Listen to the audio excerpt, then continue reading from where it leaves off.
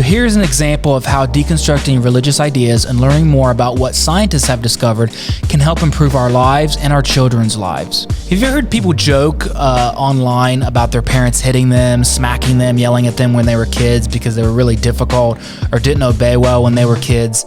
And you know, as adults, they share like memes today about that's what's wrong with the younger generation is that they haven't been hit by their mom, or they haven't been disciplined enough, or that they're too soft, or haven't been smacked around, or they don't know their place.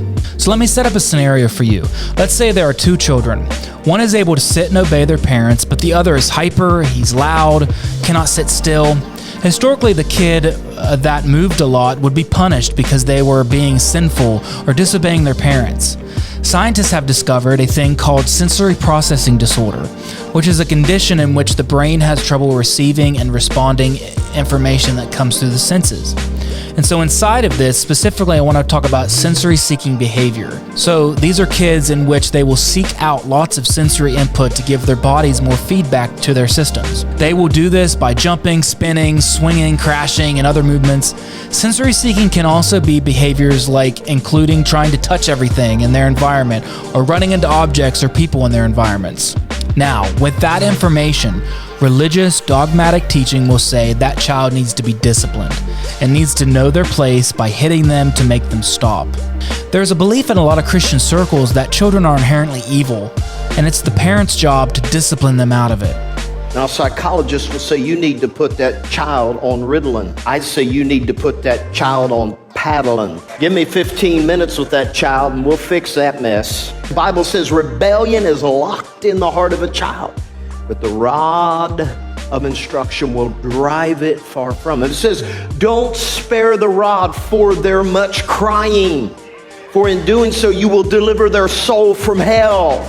Now, an article in the American Psychological Association, they say that researchers interviewed parents and children aged 3 to 7 from more than 100 families.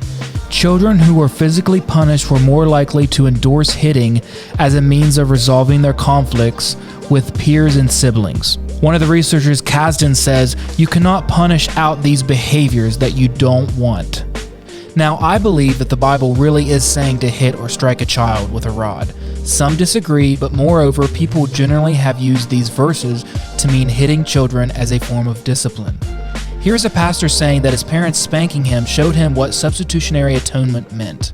So when my parents explained to me at an extremely young age the concept of substitutionary atonement by using the concept of spanking, so that I would understand what punishment meant. It's a great illustration. I've used it many times. Now, there can be many different things that make kids disobey, but for the sake of this scenario, let's say that both of these guys' sons have a sensory processing disorder.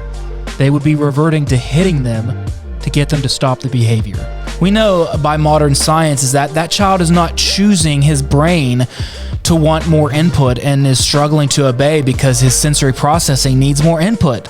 How horrible is it to hit, yell, talk down to that child for struggling? You know, here are some helpful tips that religion won't lead you to. Give your child an air cushion for movement while they are seated during schoolwork. Have your child perform work activities like pushing your shopping cart or carrying your groceries or pulling a wagon. Maybe a weighted vest, sensory toys, or weighted stuffed animals will help them cope. Through my perspective, I have listened to and been a part of religious teachings that says that you must establish dominance over your sin or surrender to Christ by repenting of your sin. How fair is that for children when we treat them that way when they have this problem? They are trying hard and you are only going to make it worse and more toxic by hitting them, talking down to them for not listening or obeying. Learn, educate yourself through modern science to find other productive ways to help your children or even adults. And so, apart from this disorder, there are many different mental health aspects to children, and simply saying that they have an internal evilness to them and that they need to be hit to understand consequences is not helpful or humane. Let's learn more about the brain and study more to learn smarter and better ways to parent. This is an example of deconstruction in my life from harmful ideology. We do have a will, but it is impacted by how our brain is wired and processes, and it is not helpful to blame that on the kid's lack of character or lack of will because they don't want it bad enough. I hope this video gave you a new perspective on things. Remember to educate yourself and to learn more.